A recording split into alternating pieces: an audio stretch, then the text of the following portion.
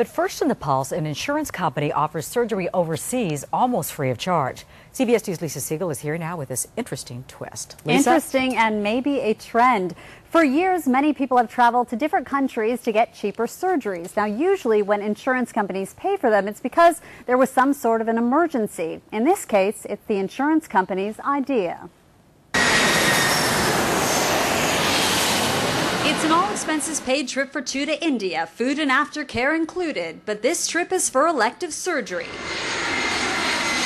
It's part of a pilot program being offered by one Wisconsin company in Wellpoint. The idea, surgery in India is much cheaper, so patients' out-of-pocket costs go down and maybe premiums. Look at this. This doesn't happen too often in knee replacement. Marilyn Anderson just had knee revision surgery. Jane Papalardo just had her hip worked on. I don't think I would be interested. I would feel very uncomfortable going out of this country for surgery, especially the aftercare. Wellpoint says the surgeries will only take place in accredited facilities, and aftercare back in the States is coordinated by a case manager.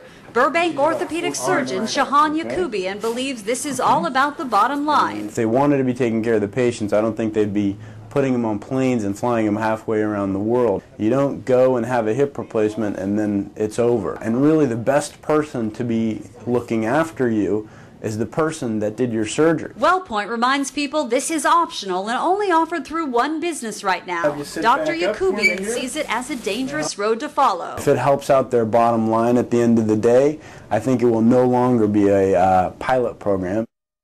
The program starts in January, and Wellpoint will be watching closely to see how many patients sign up. The type of surgeries include major joint replacement, upper and lower back fusion, and other procedures that Wellpoint feels have significant cost differences between the U.S. and India. Wellpoint in California says there's no plans to try anything like this here.